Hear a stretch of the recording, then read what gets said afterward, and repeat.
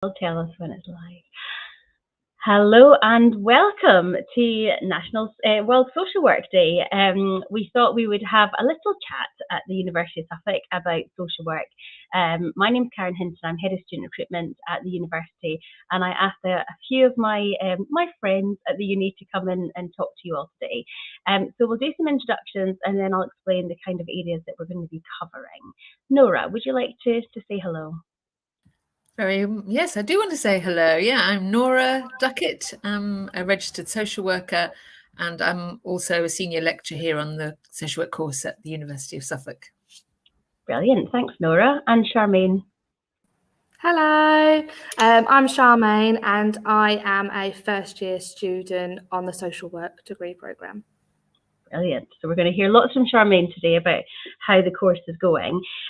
So we've got half an hour and we thought we'd go through a few different aspects of social work. And we're hoping to be joined by Sheila, who's a service user and part of our social work voices. So she'll be able to tell us a little bit about how she works with the social work programme. But I think we'll get started with Nora and Charmaine. I'm keen for us today to talk a little bit about what social work actually is. We'll also have a chat through the course and the whole experience of learning, undertaking a social work degree. And we'll also try and cover a bit around student life and student support as well. Those are the kind of main topics. You're very welcome to ask us questions as we go through this, and I'll bring in your questions as soon as I can. So just use the comments to ask some questions or to kind of make any observations as well. Observations are always welcome. So we're going to start thinking about what social work actually is, because I think lots of people have an idea of what social work is, but they maybe don't know the reality of it. So Nora, what is social work? What do social workers do? Well, that is a very good question because social workers do an awful lot. And I think the job is so varied that it's difficult to, encapsulate that in one or two sentences. So that's what I'd say. And I think that's part of when you come on a social work course, you learn that. It's so varied, as varied sometimes as the people that you work with. Each individual will have their unique experiences, ways of looking at the world. But if I was to sort of pin it down, generally, there are two main areas. Social workers work with either adults or they work with children, mainly. And in both of those areas of work, things that they would do are very different. So my background is in children, so I would know that most. So I'll just mention a little bit about that. So in children's work, social workers work with children in need, and that's children who may not be developing in the way that they should be developing in various ways. It could be educationally, socially, emotionally, sexually, relationally, physically. So in all those developmental areas, and if they're not developing, social workers are asked to go and do some assessments and find out what's happening and what support they can put in place to make sure that child or children are able to develop. So how can they support the families to make sure children are going to do okay and they're going to develop in the way that, to their potential? And sometimes when they've done that assessment, then they'll find out that actually children might be being harmed.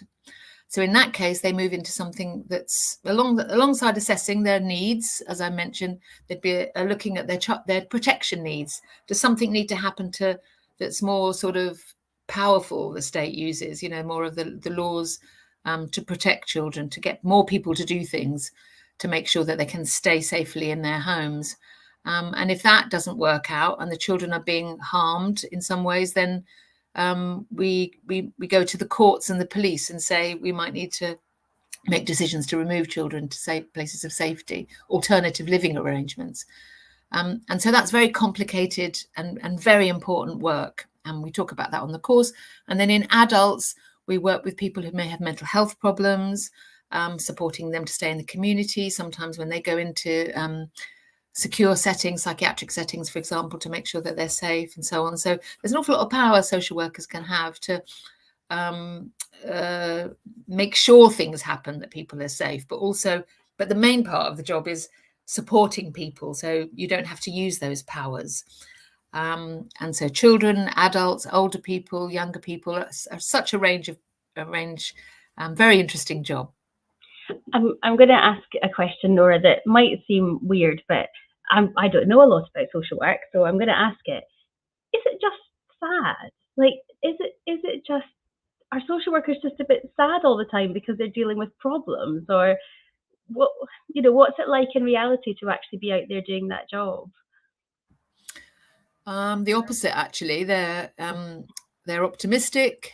They make sure, to be able to do the job, you have to be able to see the hope, and the benefits of what you're doing, and that it can really make a difference to each individual's life, their circumstances. So it's very rewarding, but they don't blow their own trumpet. They're not like, it's sort of a humble profession in that sense, because they're doing that work, but they're not, it's not their trumpet to blow, if you like. It's the trumpet of the person who you're working with. So yeah, I think that's quite a strength of the program. Maybe Charmaine, you might have something to add to that. I'm definitely going to bring Charmaine in now, because I think when you talk about social work and when you hear about social work, I suppose that's what people wonder is, is it just dealing with problems all the time? So it's nice to hear that it's actually about that hope and optimism as well. Charmaine, tell me, why did you want to do social work? For me, it was just sort of empowering people and creating change, and standing up for those whose rights do not always get heard. I have a background of working with a lot of vulnerable people, and for me, I just wanted to take that next step. That's amazing. And how are you finding it so far? Oh, amazing. I absolutely love the course. I couldn't praise it enough. You just learn so much. And we're almost at the end of my first year now, which is quite scary to think. It goes very, very quickly, but I've just learned so much in such a short space of time, actually. Brilliant. Okay, I'd love to come on to talk about the course. I'm going to do that in just a minute. Nora, I just need to ask you a quick question before we do so. Charmaine is a young female. You're female. What's the kind of the gender gap or the gender kind of balance like in social work? And what's the age of social workers? What do we see coming out of newly qualified social workers? Is it young women predominantly? Oh, and let's just say hello to Sheila, who's joined us. Hi, Sheila. Hello, sorry. That's all right. We were just getting started, and we've been talking a little bit about I don't know what's happened. Is. Don't worry. I've just asked Nora a little bit about social workers. So while you're kind of getting settled in, we'll let Nora tell us a little bit about the age and gender balance of social workers. Yeah. So it's interesting, actually. There are fewer men in social work. So there's something like, I think it's about 82% of social workers are women and 18% male. Some, I suppose, are going to be non-binary as well, identifying that now as we understand about all the differences. So we need to get more men into the programme. Definitely, we need to get more men into the programme at Suffolk, but also into the profession. And it's interesting question about why are there so few men? So that could be, it's something to ponder. In terms of the average age at the University of Suffolk, the average age is about 30 to 35, actually. So we have some social work students who are in their 50s, and we have some social work students who are 18 and 19 coming on the course. And in fact, when you look at Social Work England, who keep all the statistics of registered social workers, there are about 100,000 social workers registered. So, of those, the average age is around between sort of 35 and 45. So it's at the upper end, but then at the tail end, at the bell curve, they're the older social workers in their 50s and 60s, and then the younger social workers who are 21 when they qualify. And the other interesting thing about the facts I'll just throw in there, because it is quite interesting, is that about 32,000 of that 100,000 work in children's services. So it's a smaller amount, it looks like, that work in children's services of registered social workers, according to the data that the government keep. And of that number of 32, it's only around 20,500 who actually work directly with children and families. And the rest are all working maybe in fostering or in management type roles in children's services. So it's not as many as you would think if you think about the amount of children who are in need and who are in need of protection. So we do need more social workers, is my plea. It also just suggests that there's obviously a lot of work required with adults as well. And the assumption often is that social workers are only really dealing with children, and probably people have less awareness of how social workers support adults. So that's really interesting. Thank you, Nora. I'd really like to get Sheila to introduce herself to everybody before we go on to start talking about the course. Sheila, would you like to say hello to everyone and tell us how you're involved with social work at the university?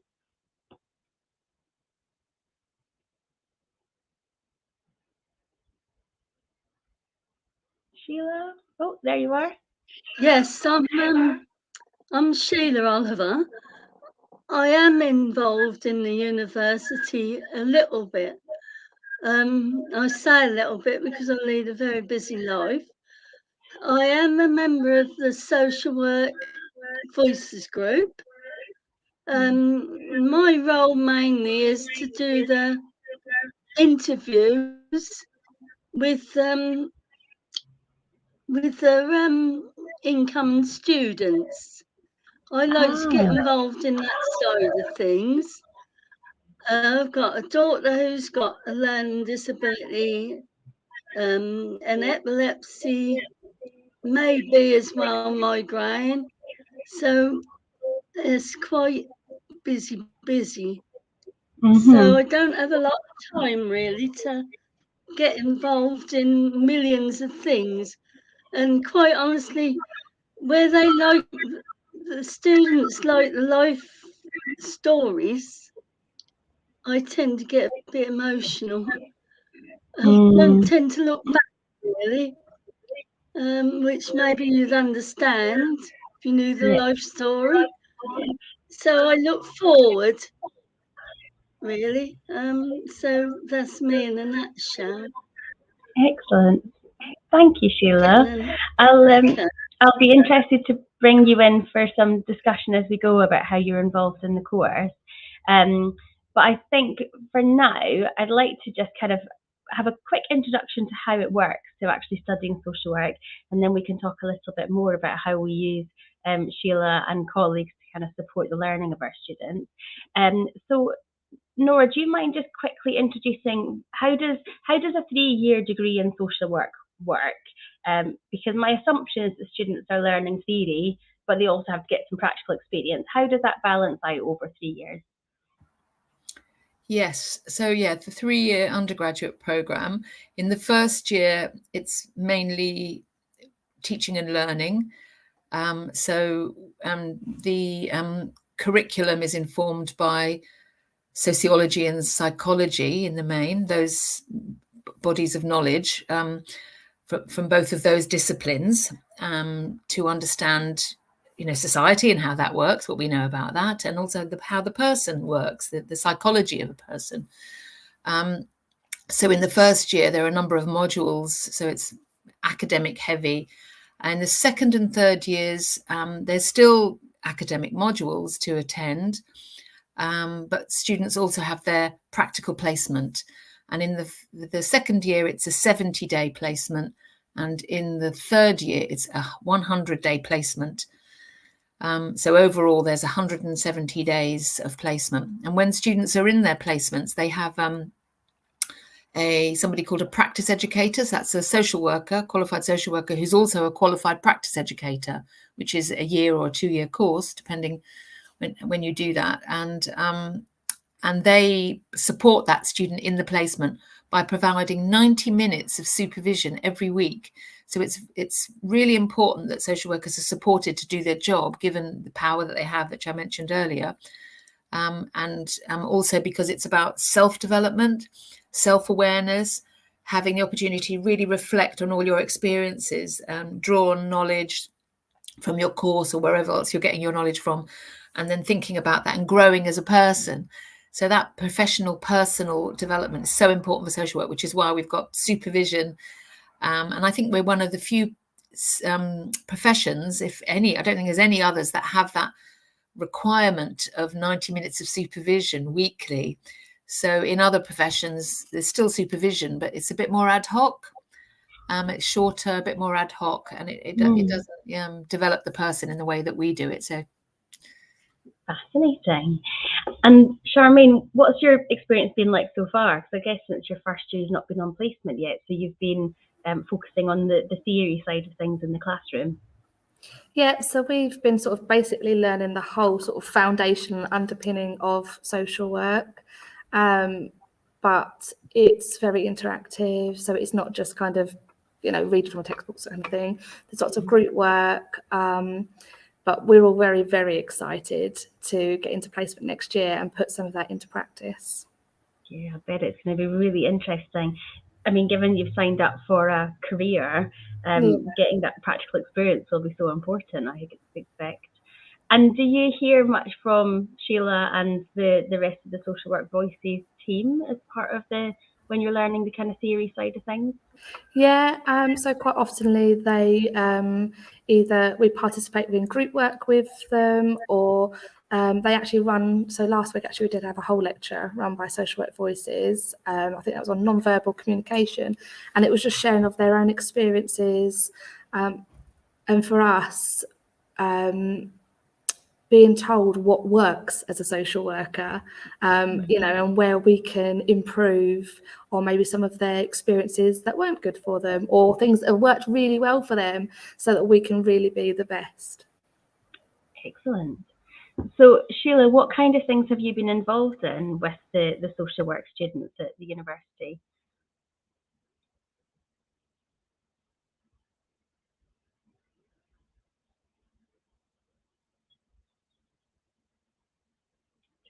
Give a moment, see if we can get you on.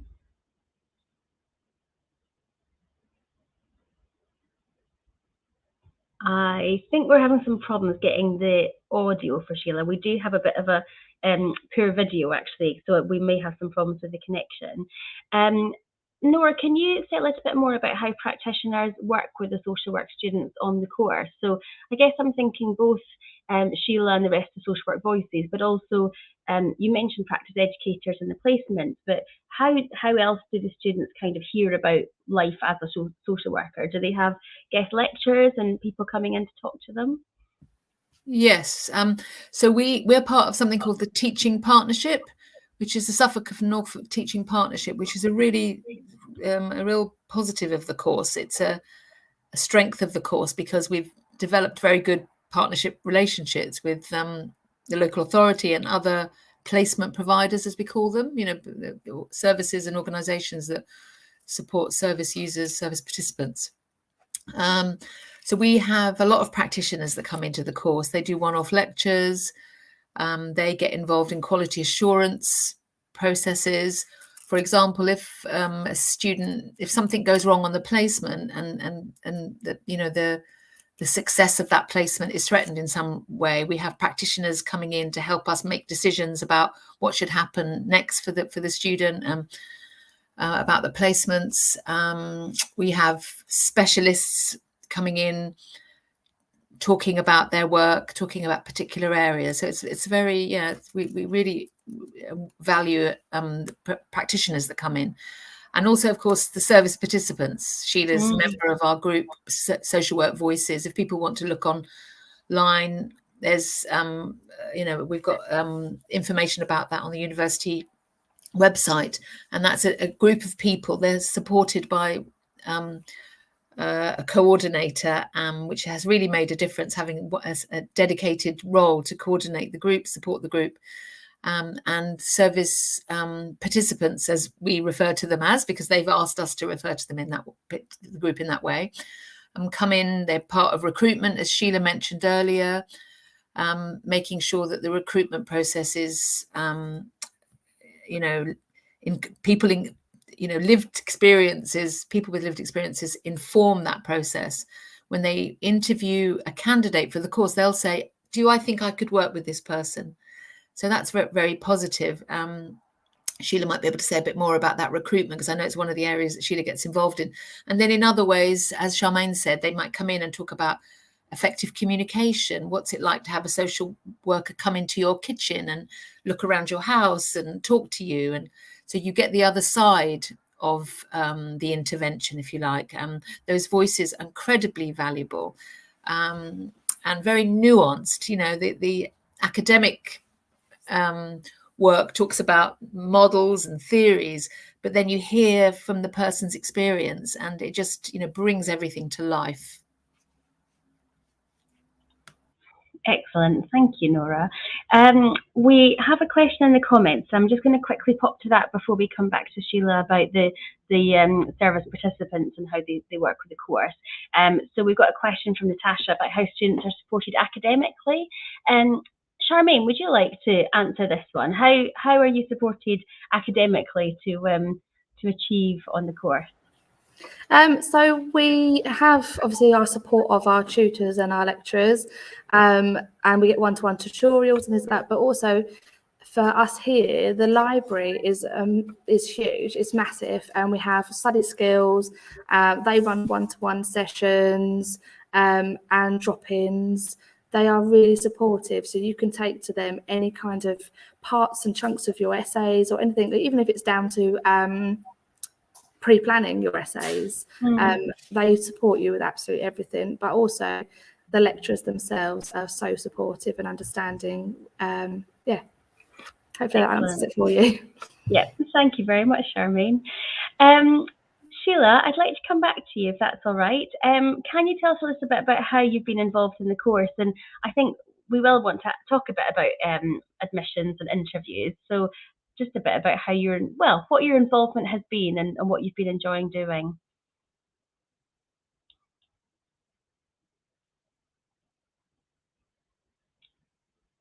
I think we might be having some problems getting Sheila's audio.